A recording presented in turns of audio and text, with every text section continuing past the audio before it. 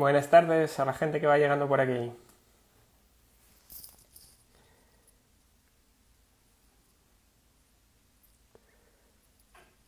Vamos a ver si se nos conecta Víctor.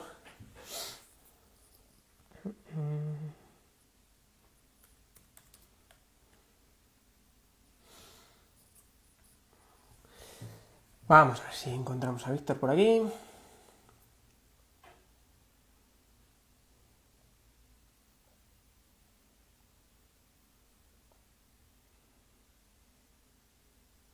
Aquí está.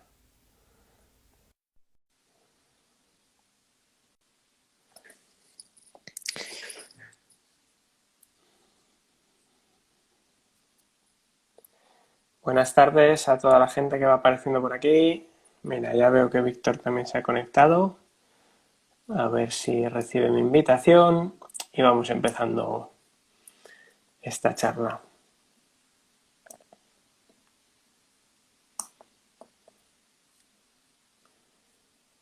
A ver.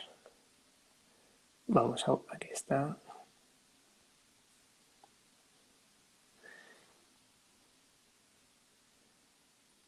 ¿Me escucháis bien los que estáis allí? Me imagino que sí. Aquí está Víctor. Hola, ¿qué Hombre, tal? Víctor, buenas tardes. Buenas tardes. Ya casi noches, ¿eh? Sí, ¿qué tal? Muy bien, No sé si muy estás todo bien bien. enfocado, si no. Sí, yo te veo bien. Vale, Yo te veo bien. Ya sabes que la calidad de los directos de Instagram tampoco, la calidad visual tampoco es la leche. yo te veo bien. Tú me ves bien, yo Sí, te sí, oigo sí. bien y la gente por aquí va diciendo que sí, que nos oyen, así que estupendo. Bueno, bienvenido. Gracias. Es la segunda vez que hago esto. Hice en el confinamiento en marzo otro, cortito, pero Ujú. vamos, tengo bastante poca experiencia en Instagram.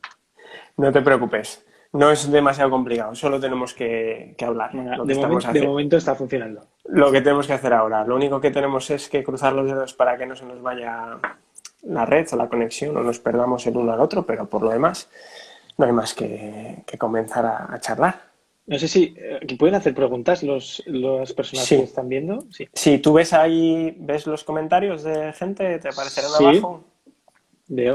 Puede que veas la gente que hay que se va uniendo y verás si van haciendo algún comentario, aparecerá por aquí abajo. Bueno, pero mandas tú. Uy, te Sí. hemos perdido. Hola, A ver, hola. sí, ahora te escucho. ¿Me escuchas tú a mí? Sí, Sí, vale, te había perdido un momentín. vale. Sí, que no te preocupes, los comentarios, si la gente quiere ir haciendo algún comentario sobre lo que vamos hablando, o tiene alguna pregunta o quiere intervenir, será bienvenida y intentaremos darle cabida. Muy bien. Sí, bueno, vamos haciendo. Eso es. Hemos hablado un poco de por encima de los temas que podemos hablar, pero bueno, la verdad es que vengo a hablar un poco sin red, a ver qué a ver qué sale. Y si entra alguna pregunta por ahí, pues bien. Perfecto. Vamos sin red y sin filtro. Eso es, exacto. Muy bien. Bueno, pues lo primero, darte las gracias, Víctor, por Ujú. aceptar la invitación a estar aquí conmigo esta tarde. Ajá. Gracias a ti. Eh, te voy a presentar para, no sé si, a ver, es que de vez en cuando parece como que se me congela la pantalla. Tú me escuchas todo el rato, Sí, ¿eh? sí, yo perfectamente y te Vale, veo bien, perfecto, sí. perfecto, vale, estupendo. Bueno, pues como te decía, que voy a presentarte un poquito para la gente que, me imagino que los que están por aquí siguiéndonos ya te conocen, ya saben quién es Víctor Domenech, pero me gustaría presentarte y porque, bueno, pues para mí me hace especial ilusión presentarte. Muy bien. Víctor, bueno, es fisioterapeuta. Básicamente voy a presentar nuestra historia, porque Víctor, ante todo, es un gran amigo mío. Nos conocimos en la universidad cuando él era estudiante de fisioterapia y yo estaba por allí de becario en la Universidad de Zaragoza, echando una mano en algunas clases y así. Hace unos años ya. Hace ya llovido, desde aquello, por lo menos 2005 o por ahí probablemente, o 2006, una cosa Sí. así. Y bueno, pues yo siempre digo que cuando doy clase y cursos, pues siempre hay veces que hay gente que le ves con un interés especial, que hace unas preguntas diferentes, que tiene una motivación muy particular por la profesión y que sobre todo tiene una capacidad de razonamiento y de reflexión distinta. Hombre, Y tú pues fuiste una de esas personas, siempre lo he dicho, que un a honor, mí Carlos, que estas pienses personas que te así. llaman la atención, ¿no? Bueno, yo también tengo buenas Y palabras luego, para bueno, ti, pues ¿eh? la vida, bueno, pero no hace falta que las digas. Y la vida nos llevó por caminos cercanos. Fuiste alumno mío en algún curso de posgrado y luego incluso hemos trabajado juntos en la universidad. Estaba ahí en una asignatura que diriges y que llevas muy bien. Y somos grandes amigos desde entonces. Hemos compartido tiempo de ocio, tiempo de fisioterapia y sobre todo muchas conversaciones sobre fisioterapia. Y me apetecía mucho eh, pues hacerlas públicas, conversar contigo, porque creo que tienes muchas ideas muy interesantes que aportar y reflexiones. Entonces, pues esa es la idea, que charlemos como hemos charlado tantas otras veces. Genial. Bueno, y lo mismo, sí. Muchas gracias por la presentación, ¿eh? Es un honor, ¿eh? Que pienses así. Am, Luego, Nada. si de cara a lo que vamos a hablar, entiendo, tú mandas, pero que si los que están viendo quieren hacer preguntas, yo pienso que montas tú, pero vamos, adelante. Bienvenidos, ¿no? Supongo. Pueden hacer preguntas Sí, sí, sí, y pueden ir estáis, entrando. desde luego, estáis invitados a ir mencionando, cuestionando, preguntando. ¿Estáis de acuerdo? ¿No estáis de acuerdo? ¿Tenéis alguna cosa de la que queráis que Víctor pues, os dé su opinión? Bienvenido. Todo eso será Perfecto. bienvenido. Entonces, vamos a Genial. comenzar, Venga. si te parece. Y bueno, lo primero que me gustaría, ya te he presentado yo, pero ahora me gustaría que te presentases tú un poquito a qué te dedicas ahora, porque mi interés de hablar contigo, aparte de que creo que puedes aportar muchas cosas, es porque yo te considero en un clínico investigador, una Ujú. persona que sigue manteniendo una práctica clínica cotidiana semanal y que además estás muy metido en la investigación a través de tu doctorado, de líneas de investigación que lleváis en la universidad. Ujú. Y me gustaría que te presentases un poquito para aquel que no te conozca, conozca un poquito dónde te mueves.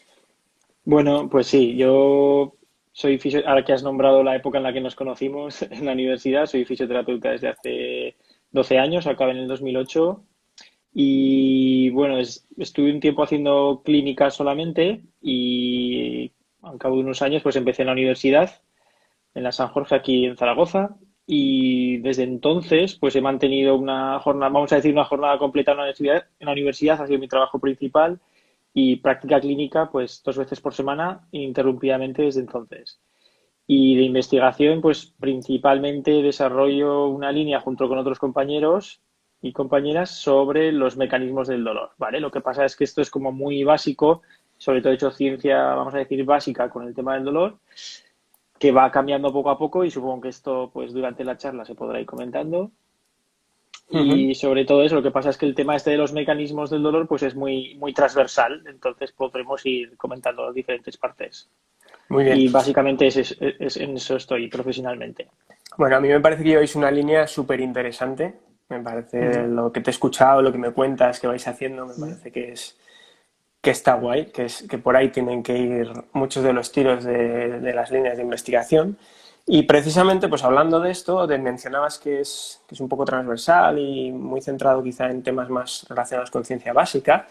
Te quería preguntar un poco tu opinión sobre, porque yo me dedico solo a la clínica y Ujú. docencia, pero no hago investigación y la poca que he hecho ha Ujú. sido mis pinitos rudimentarios.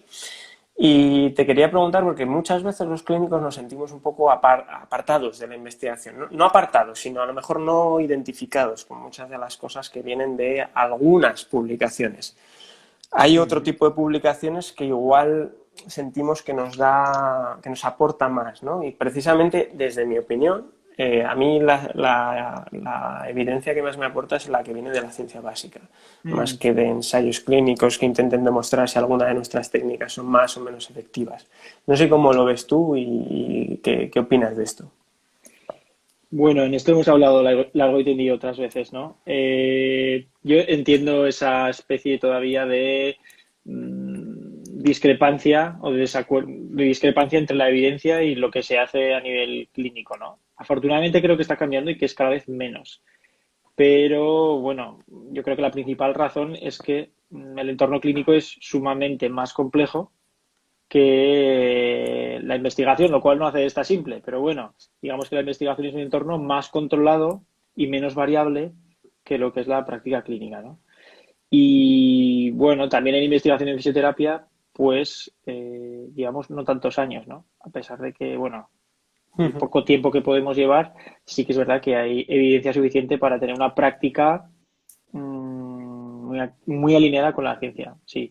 Respecto a los ensayos Ujú. clínicos, también quizás durante muchos años hemos heredado un modelo igual propio de la farmacología Ujú. y lo hemos importado, pues como muchas otras cosas, como las guías de práctica clínica y otras cosas, ¿no? Y eso ha hecho pues que quizás los ensayos clínicos no fueran lo suficientemente sensibles a la complejidad que nombraba antes de la clínica. Sí. Sí, eso es, ¿no? Que a veces dices, ostras, los ensayos clínicos parece que nos hemos centrado mucho en intentar demostrar las cosas que hacíamos, ¿no? Yo me Ujú. acuerdo cuando estudiaba y pensaba en la investigación, decía, jo, me encantaría demostrar que tal técnica o tal herramienta funciona, ¿no? Y creo que igual no es tan relevante ir por ahí como entender qué está pasando a nivel biológico y entender pues, muchos de los mecanismos. Por eso me parece tan interesante la línea que lleváis, de mecanismos Mm. del dolor, ¿no? Sí, exacto. Y también, bueno, que las técnicas por sí solas, toda la evidencia actual, pues tiende nos hace pensar que no hay que estudiar técnicas de forma aislada, porque el efecto es la técnica o la intervención que se realiza con un montón de factores contextuales. Y historia individual del paciente, características genéticas, factores que puede presentar en ese momento, creencias previas, etcétera, ¿no? Entonces, claro, si la mayoría de ensayos clínicos durante muchos años han sido simplemente tratar de aislar una técnica y medir los efectos, pues es normal que haya habido esas dificultades, ¿no? Respecto a los mecanismos, sí, lo bueno de esto es que es ciencia básica y allí donde no llegan digamos, los ensayos clínicos específicos, está pues los procedimientos, o, digamos, los procesos biológicos en este caso, demostrados a través de ciencia básica que se pueden utilizar e incorporar a la práctica clínica, ¿no? Es decir, que hacer una práctica basada en la evidencia eh, para poder realizar una práctica basada en la evidencia adecuada, se puede utilizar también e incorporar la ciencia básica, ¿no? Y eso ya requiere un nivel de experiencia mayor, pero allá donde, digamos, los ensayos clínicos más específicos no llegan o no son suficientemente sensibles para esa complejidad de la clínica, pues está el conocimiento que un clínico en este caso pues estudia de ciencia básica y la investigación básica pues apoya esto. Y cuéntanos un poquitín, en vuestra línea de investigación de mecanismos, bueno, lo primero un poco, ¿por qué te interesó meterte en esa línea? Y qué crees que puede estar aportando o qué crees que puede llegar a aportar a largo plazo, por ejemplo, a nosotros, a los clínicos, en el tratamiento del dolor? Sí, bueno, me interesé en 2012 en un congreso de la SEFID en Alcalá, que conocí el que fue mi Ujú. tutor, al que ha sido mi tutor de tesis, Tomás Graven Nielsen, ¿no?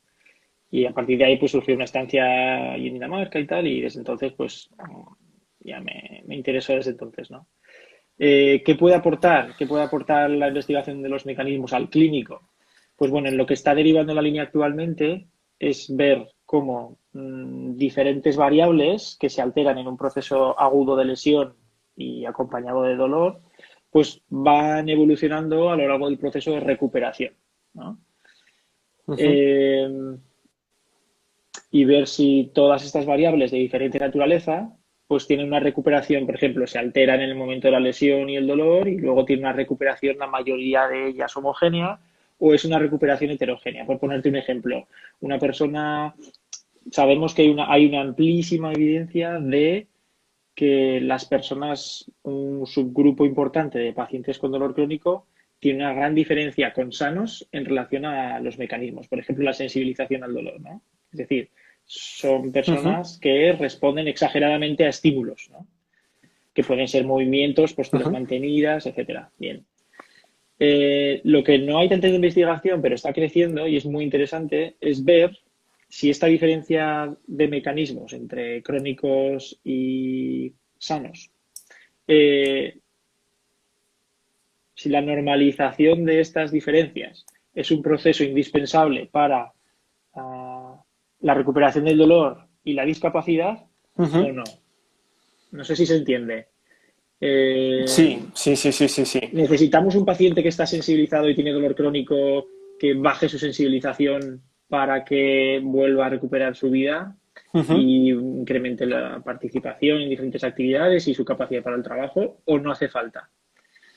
Y algunos hallazgos que vamos teniendo y resultados preliminares pues muestran que hay variables de estos mecanismos, como puede ser los umbrales de dolor a la presión en pacientes con latigazo cervical, Ujú. que tras un proceso de fisioterapia, un tratamiento de fisioterapia en unas semanas, normalizan, es decir, se vuelven normales en comparación con sanos, Ujú. pero que otros mecanismos, como puede ser, no sé si los que están escuchando lo conocerán o no, pero bueno, a muchos y otros no, mecanismos como la modulación condicional del dolor permanece alterada a largo plazo, ¿no? A pesar Ujú. incluso de que se reduzca el dolor del paciente. Ajá. Por lo tanto, hay variables o mecanismos que marcan o indican una recuperación y otros que no indicarían tanto esto.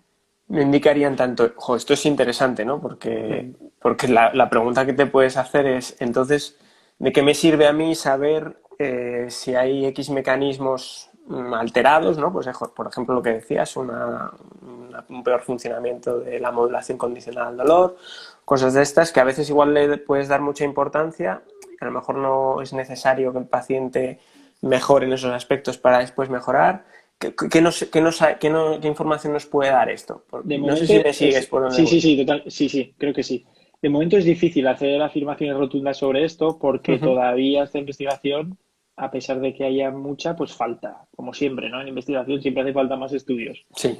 Um, y el problema que tienen los mecanismos es que indican una cosa muy clara, que es que si están alterados, pues el sujeto responde anormalmente a diferentes tipos de estímulos, lo Ujú. cual a mí como clínico eso me interesa saber, Sí. cómo procesa los estímulos. Y el problema que tienen es que, a pesar de que eso me lo indique de forma muy clara, se alteran de forma muy inespecífica. Es decir, hay un montón de factores pertenecientes a diferente naturaleza que son capaces, que se han demostrado capaces de alterar estos mecanismos. Pues Ujú. en el caso de, ya que hemos nombrado la modulación condicional del dolor, pues tiene influencias. Cuánto de catastrofista es el paciente, en un día concreto, pues se ha demostrado que tiene un efecto sobre esta capacidad de modulación del dolor. También influye, por supuesto, la medicación que está tomando, pues la pentina se cree que puede tener un efecto en esta modulación, el nivel de estrés quizás o de actividad física, si antes de la prueba ha hecho actividad física o si no, Ujú. y por supuesto el nivel de sensibilización, como también factores genéticos, ¿eh? Entonces, hay tantos factores que influyen que es como, por ejemplo, también he hablado de la modulación condicionada, pero pasa lo mismo con el área de dolor, que a mí es un tema que me interesa mucho. Es decir, cuando un Ujú. paciente viene con un área de dolor desproporcionada, Sí. que no tiene una coherencia anatómica, es decir, no hay una estructura anatómica por sí sola que explique un área de dolor tan grande, eso ya Ujú. indica que hay componentes centrales, es decir, hay unos procesos de sensibilización que se están produciendo en alguna parte del sistema nervioso que facilitan esa área de dolor. Ujú. Lo que pasa es que volvemos a lo mismo. Se ha demostrado que el estado psicológico puede influir en esta área de dolor, eh, que el tipo de estímulo, si lo haces experimental, por ejemplo, si haces presión en un músculo en este paciente, pues que responda con un área muy grande también indica sensibilización, pero también está sujeta a muchos otros factores, como puede ser si ha tenido lesiones previas o si no ha tenido lesiones previas, a pesar de que actualmente, por ejemplo, pueda ser un sujeto sin dolor en este momento. Ajá, ajá. No sé si se me sigue, sí. Sí, sí, sí, sí. Bueno, yo al menos te sigo perfectamente. Había por aquí un par de comentarios que igual puede estar interesante traer a colación. Pregunta Raquel, dice, ¿los aspectos cuantitativos sensoriales del dolor pueden estar alterados en personas sin dolor? Esa es una pregunta, la ha hecho Raquel, Sí. es una pregunta que a mí me interesa muchísimo y es uno de lo que tratamos de buscar con la línea de investigación actualmente.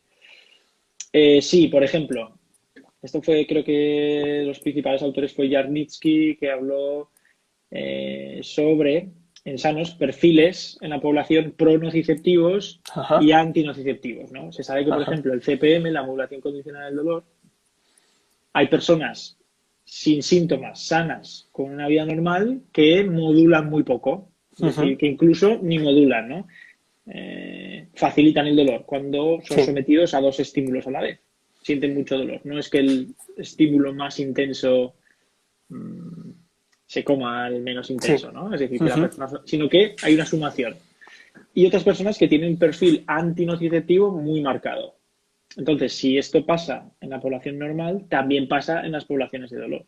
ujú, Hay personas con fibromialgia con una modulación mala, es decir, no modulan, y personas con fibromialgia que modulan muy bien el dolor, lo cual indica una buena modulación descendente, ¿no? Entonces, volvemos a lo mismo, heterogeneidad de los grupos.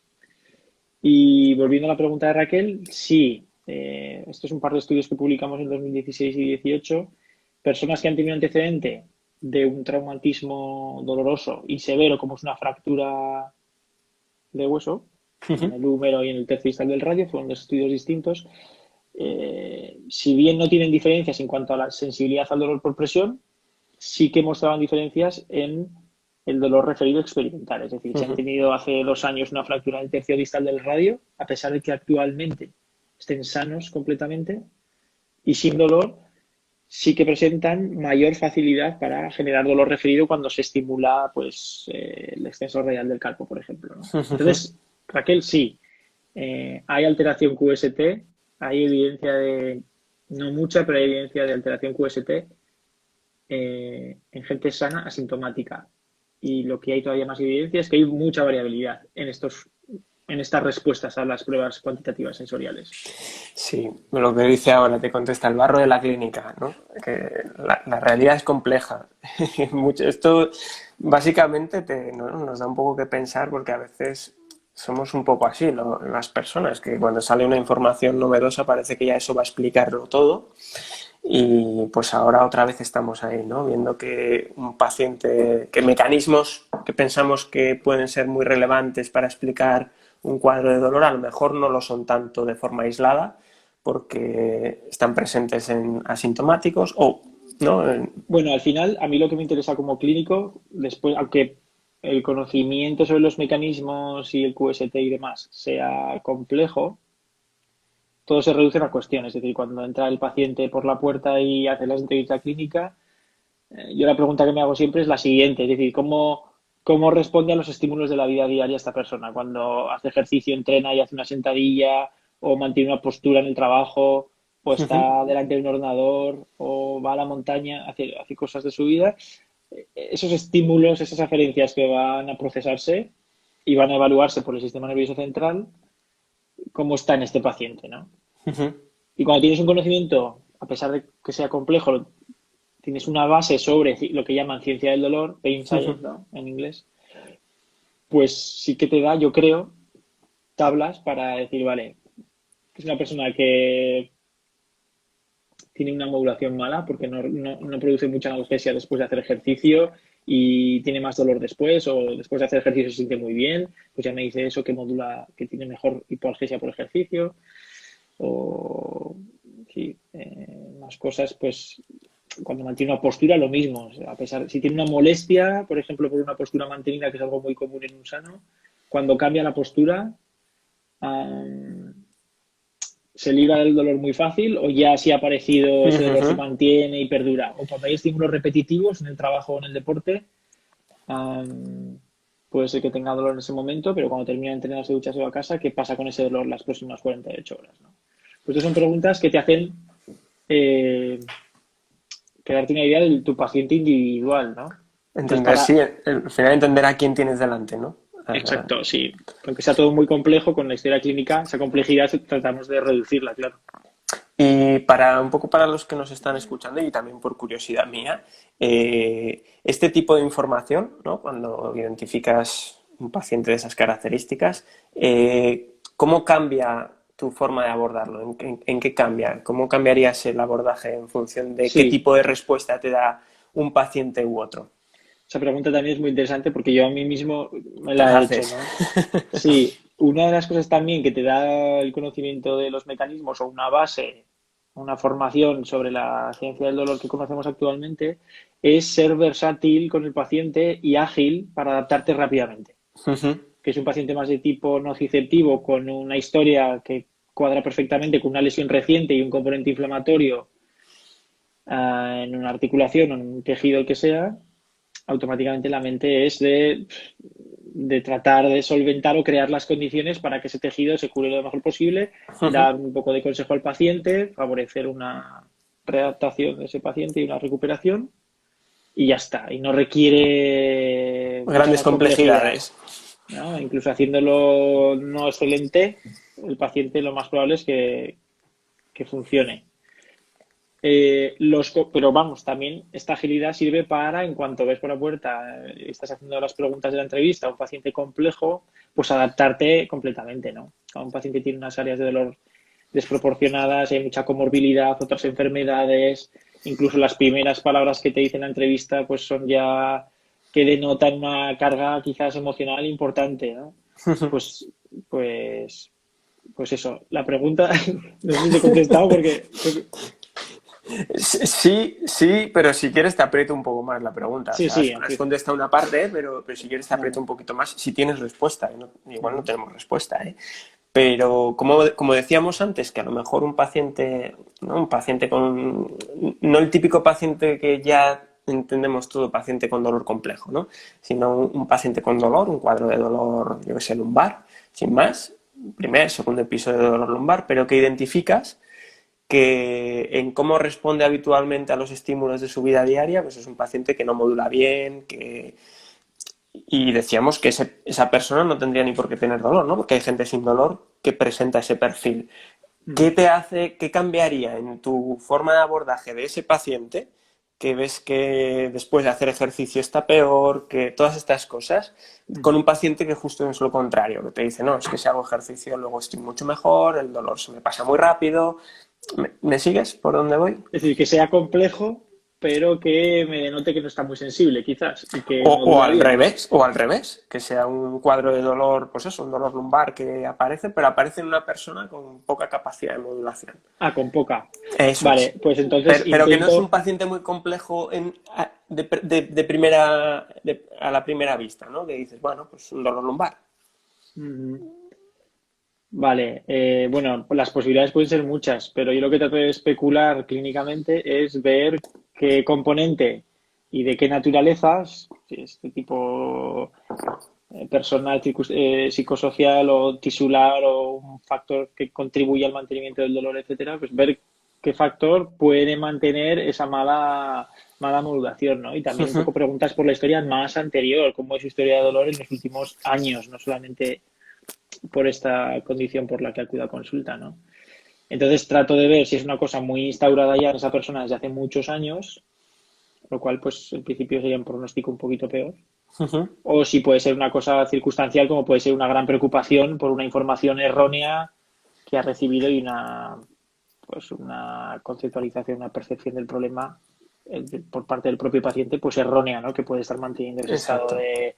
de mucha amenaza o de mucha alarma, vamos a decir. Eso es. Entonces depende, claro, no sé, depende. Mira, aquí interviene otra persona, es Contacto Fisioterapia Soria, mira, de Soria, como yo, Soria. de Soria. Quizá más educación sobre dolor en esa persona. Al final explicarle estos mismos mecanismos de dolor de los que hablamos, ¿no? O sea, que igual te indica o Vale, te dirige que igual la pedagogía puede ser más vale. importante. Este Imagino. tema, este tema es interesante, sí, lo sobre la pedagogía. Yo, el criterio que uso principalmente para decidir si uso pedagogía o no es cuánto de abierto está el paciente a recibir, cuánto creo yo que de abierto está el paciente a recibir esa información. Ujú, Es el criterio principal. Por supuesto que la que crea que se puede beneficiar porque tiene un componente de complejidad, ujú. pero qué nivel de apertura y de preparación para el cambio tiene ese paciente. Porque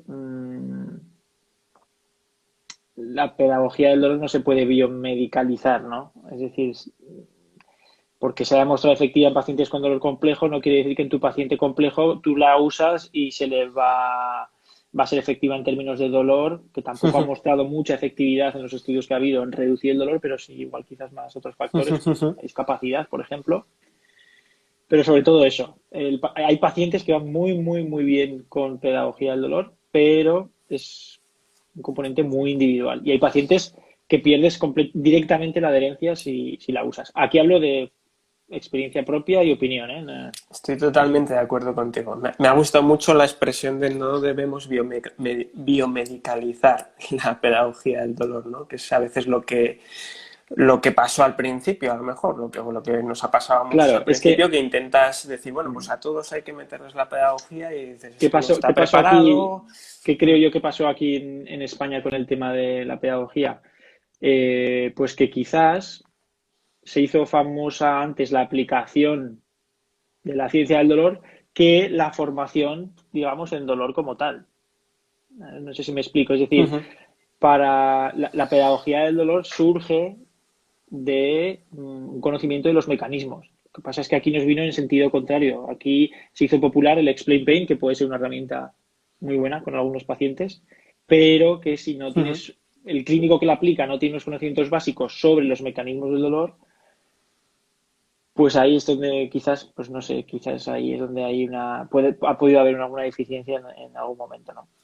Sí, bueno, yo creo que básicamente se trata de lo que hablamos siempre, ¿no? De la complejidad de la clínica, de la individualidad de la persona que tienes delante. Y de ahí un poco venía la pregunta inicial de que a veces te sientes poco identificado con los resultados de ciertos estudios, más que nada por el diseño del estudio, ¿no? Por ejemplo, hace poquito salía una revisión sobre pedagogía del dolor y, como bien dices, no ha demostrado a lo mejor ser tan eficaz como se pensaba en reducir el dolor, pero claro, habrá que ver cómo se está aplicando, a qué persona se está aplicando a la persona adecuada en el momento adecuado de su Exacto, proceso, de tu exacto. alianza con la persona, y esas cosas son muy difíciles de medir, pero son fundamentales en la clínica porque marcan Sí. que una herramienta sea útil o no, ¿no? Mira, en investigación, esto no se excusa para nada, ¿eh? Pero en investigación es muy difícil conseguir pacientes con un Uh-huh. determinado perfil parecido, cumpliendo los criterios de inclusión, exclusión, etcétera, ¿no? Es la parte, yo creo que según qué diseños de estudio, pues la más difícil. Uh-huh. Entonces, pues hay muchos pacientes, muchos grupos de pacientes o de sujetos en estudios que son heterogéneos. Y lo que dices tú, los criterios de inclusión son limitados. Son limitados. Entonces, hay que ser crítico con los estudios, claro, porque aquí ha podido haber también, pues, lo que hablas tú. Es imposible tener exactamente la muestra que hace falta para ese tipo de terapia o que sería susceptible de mejorar con esa terapia en el momento adecuado.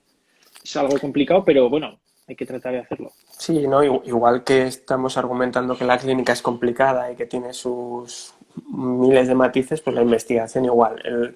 El que no haya intentado hacer un estudio de investigación nunca, seguramente no es consciente de lo difícil que es hacer un estudio, diseñar lo que dices, encontrar la muestra, de lo que tú tienes en la cabeza, lo que luego se puede plasmar A como mí, una realidad claro, inicial, va a y un aquí, mundo. aquí es por lo que a mí me gusta hacer estudios más de tipo observacional, en donde pues el sesgo, el conflicto de interés o los sesgos del investigador pues tienen menos cabida porque hay estudios observacionales que tú investigas un proceso que no se ha investigado nunca y salga lo que salga, está bien porque estás describiendo un proceso. ¿No? Ujú, No tengo interés en que una determinada técnica pues, se muestre efectiva en una población o que un ujú, medicamento con una potencial patente pues salga efectivo, ¿no? Sí, pero si tú quieres describir si la modulación condicional del dolor y los umbrales de dolor a la presión y otras variables pues normalizan a la vez después de un latigazo cervical o no, ujú. o unas van más rápido, otras van más lentas, y unas correlacionan con el dolor y otras no, pues que salga lo que salga en el estudio, claro.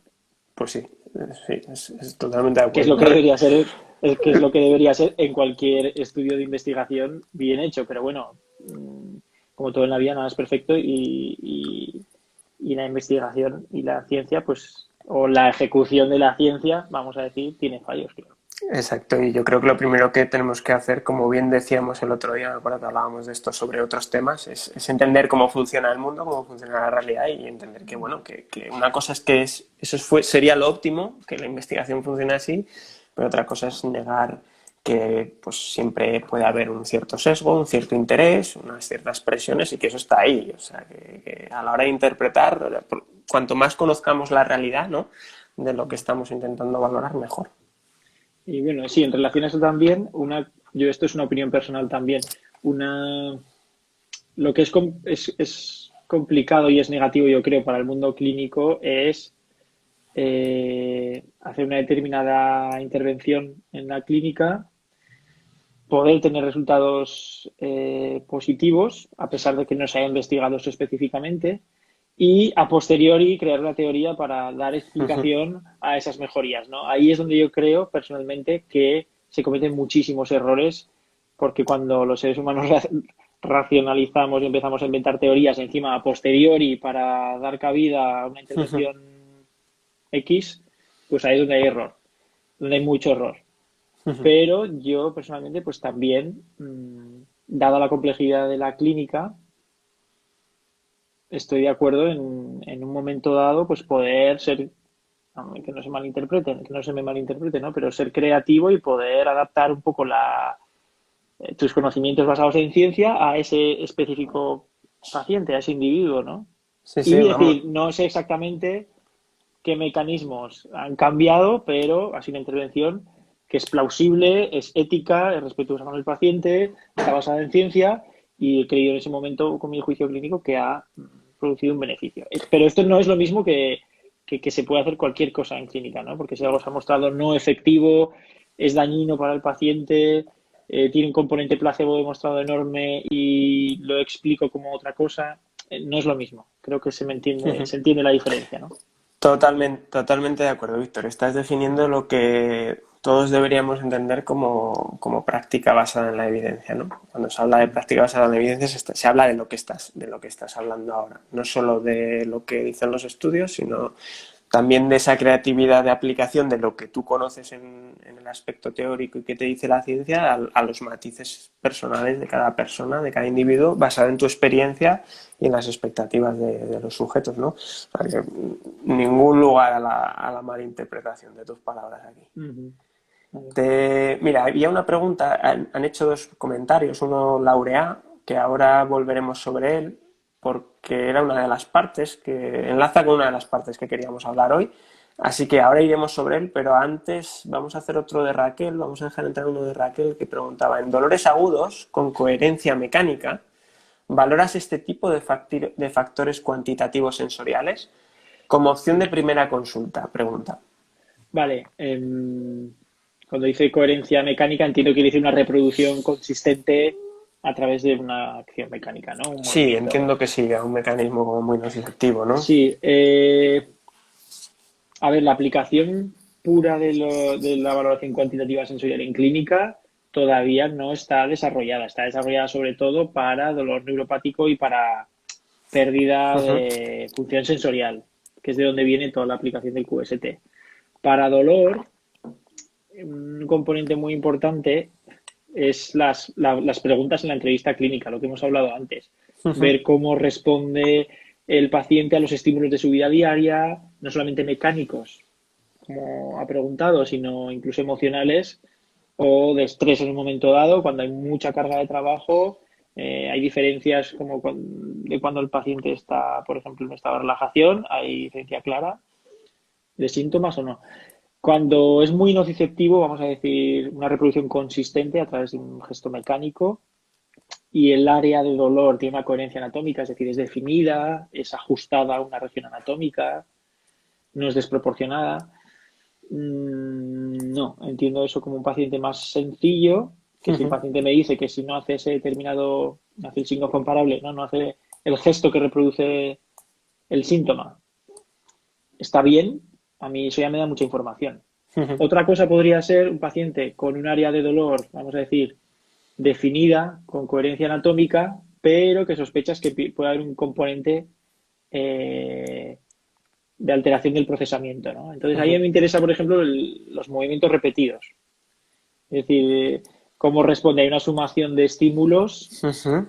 es decir, cada vez que hace la rotación cervical o la flexión lumbar, si la hace 10 veces más seguidas, vamos a decir, Ujú. cerca del umbral del dolor, con una pequeña reproducción de los síntomas, hay mucha sumación de los síntomas ante la repetición de ese estímulo o se mantiene estable, ¿no? Porque esto ya es otro mecanismo, que es O la incluso, sumación, o que es incluso la se sumación alivia. temporal, exacto, que es la sumación temporal del dolor. Claro, si Ujú. tú expones a un paciente a un estímulo repetitivo doloroso, lo que esperas encontrar en un sano es un aumento, ¿no? Que es decir, que a pesar de que el estímulo 0, el estímulo 1 y el estímulo 10 sean iguales en intensidad, la respuesta sintomática aumente, porque hay un fenómeno de sumación en el asta dorsal, ¿no? Ujú. Se cree que es por eso, por el fenómeno de wind-up. Um, pero claro, en los sujetos más sensibilizados, ese efecto de sumación se presupone que ocurre de forma desproporcionada, ¿no? Entonces, Ujú. si en el movimiento doloroso número 10 los síntomas se desbordan y aumentan mucho, aunque tenga un área con coherencia anatómica y sea un paciente no receptivo con una reproducción, una consistencia, vamos a decir, de reproducción mecánica, pues ya eso Ya sí. cambia, ya cambia el perfil del paciente.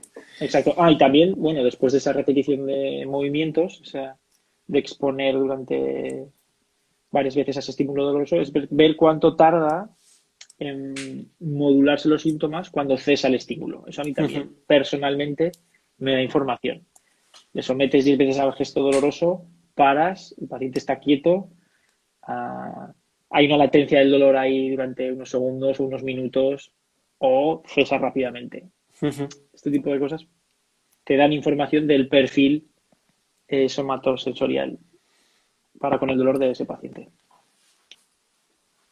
Pues, ves, por eso te decía al principio que me parece súper interesante la línea de investigación que lleváis, Mm, porque mm, precisamente permite ir desentrañando todas estas variables, todos estos comportamientos que además lo bueno es que se pueden identificar o pueden tener una cierta facilidad para identificarlos en la clínica a través de estas presentaciones que mencionas, ¿no? O sea, que pueden traer una traslación práctica más o menos sencilla, sin necesidad de tener grandes complejidades de materiales, sino a través de preguntas en la entrevista, este tipo sí. de Y pruebas luego, de comportamiento, y te permiten conocer mejor quién tienes delante, ¿no? No solo exacto, en lo que venías conociendo antes, sino ahora ya incluso en su perfil sensorial que puede modificar incluso partes del tratamiento, ¿no? sí.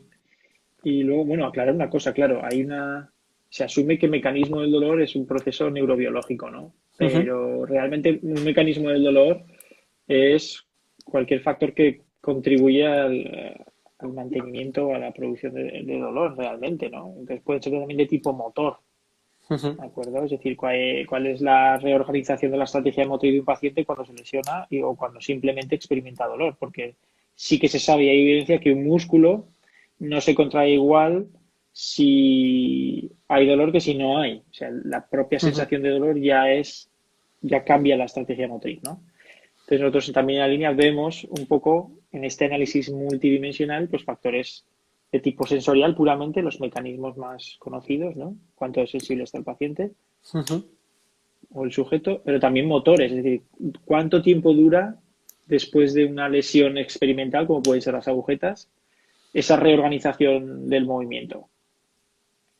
Se recupera, se normaliza antes que la sensibilización al dolor. Ujú. Después, lo que hemos visto es que eh, son los movimientos, vamos a decir, menos complejos los que más tardan en normalizarse, los que son más complejos, los que dependen de varias articulaciones, hemos visto que tienen una normalización más rápida.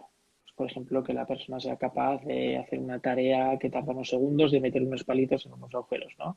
Eso hay muchas maneras de hacer Ujú. eso, aunque tengas dolor. Entonces hay capacidad de compensación, es la hipótesis, ¿no?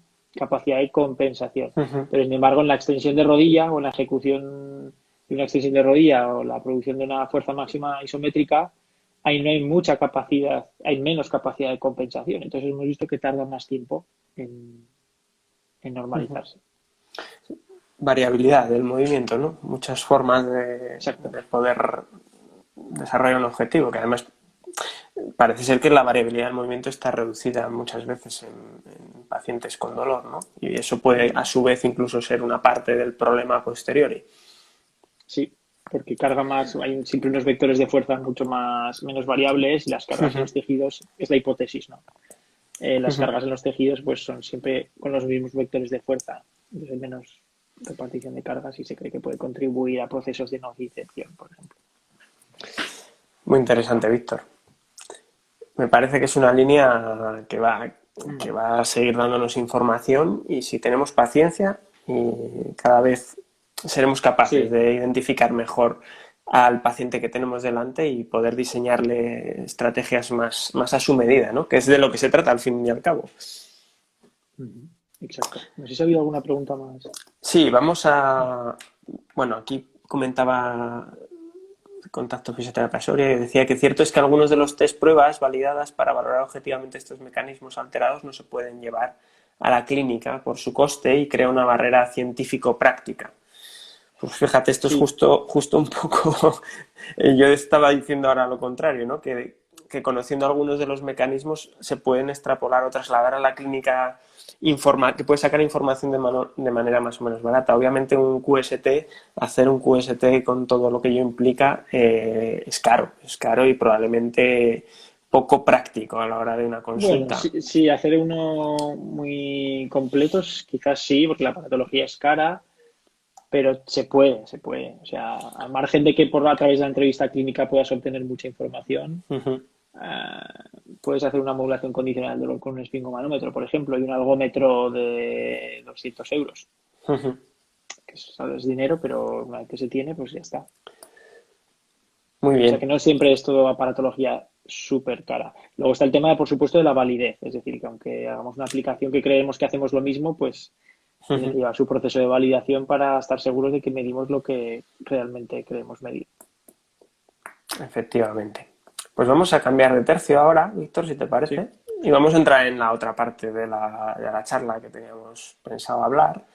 Y esto enlaza con la pregunta que hacía Laurea Palmer, que ahora te la leo y la comentamos. Hace unas semanas comentaste en Twitter, pusiste un tweet que a mí me llamó la atención y que decía algo así como que por qué se sigue hablando de hands-on, hands-off, como que es un debate que ya debería estar más que superado, ¿no? Y como decías, hostia, seguimos hablando de esto cuando no tiene mucho sentido hablar de esto. Pues vamos a hablar un poco de eso, vamos a hablar un poco de ese Sí, debate. Y de para opinión, de introducirlo a opinión. lo mejor está bien introducir la pregunta que hacía Laurea, ¿no? Él pregunta, ¿qué opinión tienes, ya que estamos hablando de mecanismos de dolor y modulación, estrategias pasivas como la terapia manual, electroterapia, neuromodulación, tecarterapia, punción, etcétera? ¿Crees que junto con otras estrategias pueden estos abordajes provocar una recompensa y actuar en las expectativas del paciente y en consecuencia activar sistemas inhibidores y modificación de síntomas? Sí, Es decir, te resume sí, Laurea, sí. tu opinión respecto al uso de estrategias pasivas en pacientes con dolor complejo que no modulan bien. Vale, a ver. mm, Estrategias pasivas también puede ser un grupo muy, muy amplio. Porque Uh si tú -huh, miras las guías clínicas internacionales del tratamiento del dolor lumbar, ah, para la fase crónica o la fase de dolor persistente a partir de las 12 semanas, la terapia manual como cotratamiento está indicada en guías del uh -huh. 2016, 2017 y 2018, ¿de acuerdo? Publicadas en revistas como The Lancet, ¿vale? Pero pues hay otras terapias como la electroterapia, que también es pasiva, que no recomiendan su uso debido a su falta de evidencia. Uh -huh. Entonces yo aquí le diría que, bueno, con respecto a la terapia manual de tipo, vamos a decir, ortopédico, terapia manual ortopédica, pues sí que se ha demostrado que producen todos esos efectos que ha dicho él. Y aquí, por ejemplo, Kike Yuka ha hablado mucho de esto. Uh -huh. Y hay muchos artículos publicados de que una de las vías muy importantes de acción de la terapia manual son a nivel de mecanismos sistémicos y de mecanismos centrales. O sea Ujú, que sí, desde luego, pero que aquí habría que diferenciar, claro, entre terapias, porque terapia pasiva es igual, es un grupo muy, muy grande. ujú. No sé si he contestado. Sí, yo creo que sí. Si no, ya nos lo dirá. Ahora sí está por aquí todavía, que no sé si seguirá por aquí. Bien, entonces vamos a abrir el melón del Ah, hands-on, hands-off, Víctor, sí. porque, bueno, yo lo he hablado muchas veces contigo, ¿no? Creo que a veces se polarizan las posiciones un poco sin sentido y eso tampoco nos hace ningún beneficio, ¿no? No nos ayuda como profesión. Yo soy de la opinión de que tenemos muchas herramientas. Dentro de ellas hay herramientas pasivas, la terapia manual, ciertas técnicas invasivas. Tenemos otro tipo de estrategias, como todo lo que es la pedagogía, estrategias activas de ejercicio, y que todas son nuestras y que todas pueden estar indicadas en un momento dado en un paciente concreto y de hecho algunas puede que sean las más indicadas en ese paciente concreto y no siempre las mismas, dependiendo de la presentación de quién tienes delante, ¿no? Entonces, ¿qué opinas tú de ese debate hands-on, hands-off? Si es que podemos hablar de Mm, ese debate. yo, el tweet al que haces referencia, creo que decía no exactamente qué puse, pero que no existe un debate real en ese sentido, ¿no? Sino que aquí hay una frase que yo se la escuché a Arturo Suc que decía que al paciente hay que darle lo que necesita. Y es verdad. Hoy Uh-huh. en día el fisioterapeuta moderno, vamos a decir, debe ser competente para adaptarse al tipo de paciente que tenga delante, el cual puede estar en el polo opuesto de un espectro pues bastante amplio.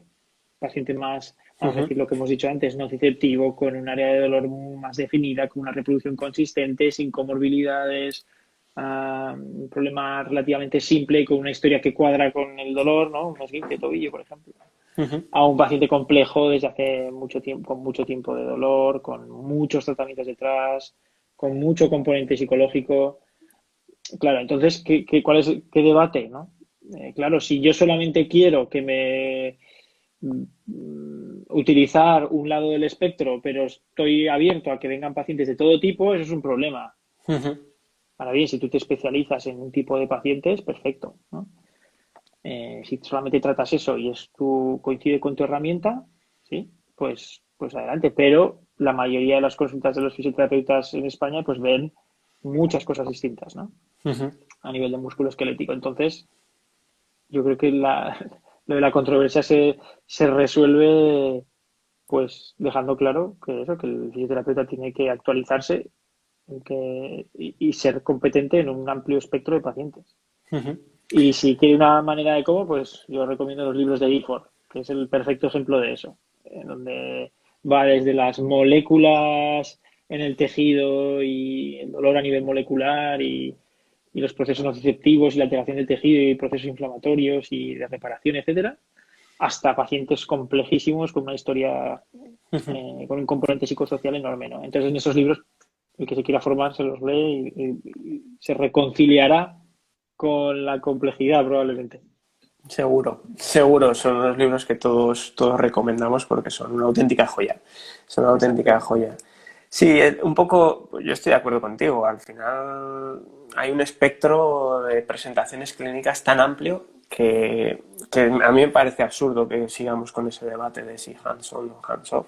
Me parece que lo que tienes que hacer es reconocer qué paciente tienes delante e identificar cuál es la mejor forma de ayudarle, ¿no? Esa frase de Arturo Such me parece brillante, darle al paciente lo que necesita. Y lo que necesita no siempre es lo mismo y no siempre, Efectivamente. incluso el mismo paciente puede que no necesite lo mismo al principio de un tratamiento que al final, ¿no?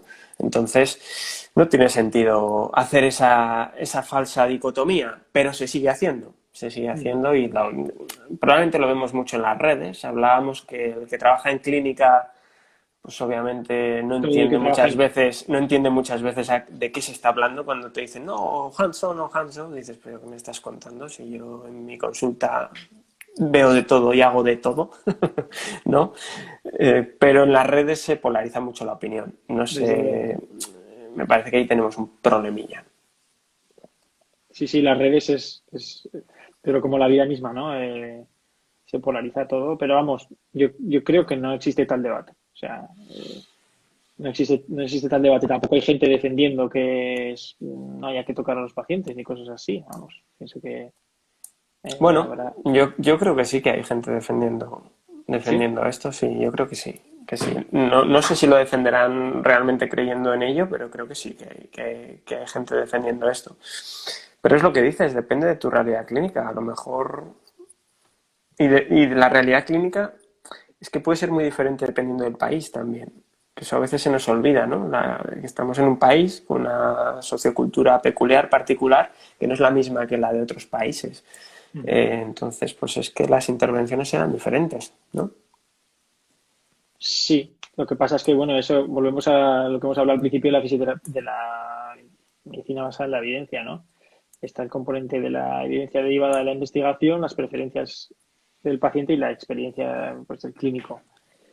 Pero a veces eso se debería utilizar de una forma equilibrada, porque, por ejemplo, las guías clínicas que he nombrado antes sobre dolor lumbar demuestran que, por ejemplo, el uso excesivo de terapia pasiva es negativo y, por ejemplo, en países africanos, hay una parte de las guías que habla de esto, pues hay un arraigo muy fuerte por estas terapias, ¿no? Y luego en otros países, pues un gran problema es que los pacientes con dolor lumbar no son tratados en atención primaria, sino que igual son directamente vistos pues por un neurocirujano o por un traumatólogo, directamente, ¿no? Cuando hay evidencia de que tiene que ser primero por atención primaria.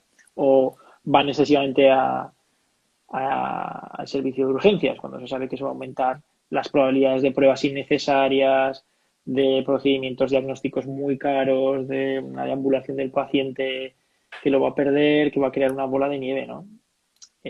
Vale, ¿qué quería decir con esto? Pues que los aspectos culturales son importantes y hay que alinearse con ellos de cara a tener una buena adherencia, generar una buena adherencia al tratamiento del paciente y una buena alianza terapéutica, pero que, claro, si por generar una buena alianza terapéutica descompensas el modelo de tratamiento basado en la evidencia, vamos a decir basado en ciencia, pues igual el paciente a priori está contento, pero no le estás haciendo ningún favor.